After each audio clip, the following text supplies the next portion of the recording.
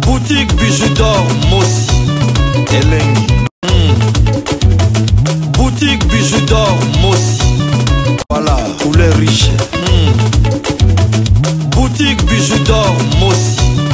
Boss, voilà, couleur riche. Boutique bijoux d'or.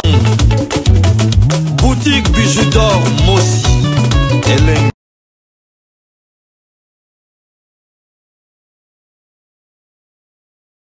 Bonjour, Libota, bonjour, Balandi à Bidor TV, chez Bidor TV, Nde Makambo. Maman Bijou Lobi na elibino recette nanga, ya anti-âge. Recette oyo eza pona kolongola ba rides, pona kolongola ba bouton, pona kolongola ba tache noire na elongi. Tozala besoin kaka ya 3 ingrédients ndenge bozomona awa, pomme de terre batokisa, jus de citron na curcuma. Ozape na moi appareil na yo pona ko mixer pomme de terre oyo. Maman Bijou Lobi bozala toujours na Bidor TV, bozala jamais d'ici. S'abonner na Bidor TV, lukanga na TikTok, okende pe kuna ko s'abonner. Maman Bijou Lobi kaka pona ko soutenir musala langa. Nazola kisabino anti-âge oyo eza vraiment efficace.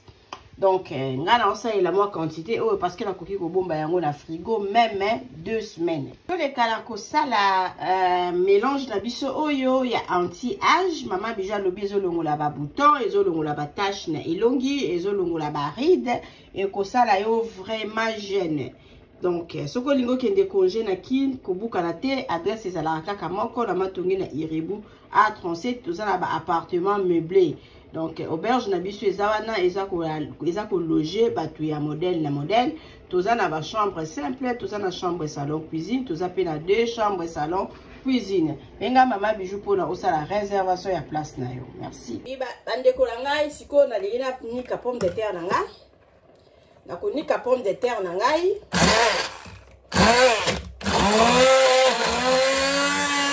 Iba ndeko la nga na sili siko konika pomme de terre nanga bomoni ndenge esali pâte oyo siko nazo leka na étape ya kotia jus de citron et puis kotia curcuma nanga na katikati ya pâte nanga oyo.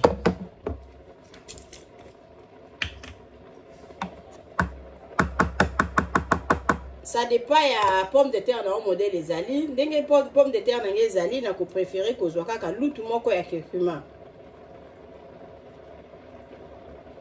Nazui lout oyo ya soupe mobimba ya curcuma na tie.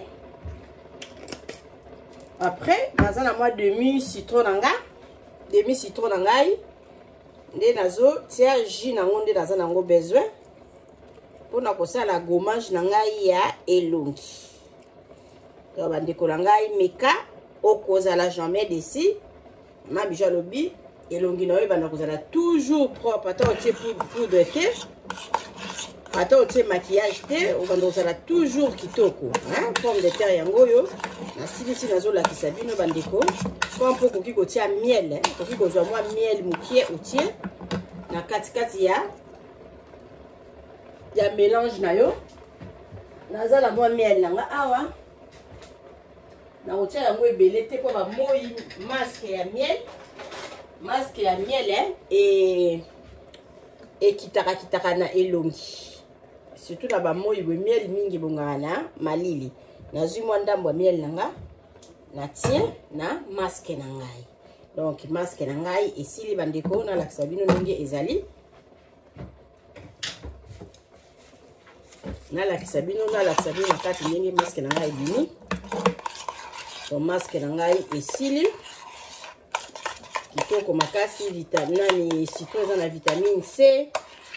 Boyebi efficace ya pomme de terre na elongi, boyebi efficace ya curcuma na elongi, boyebi pe efficace ya nini na uti kotia sikoyo ya miel na elongi.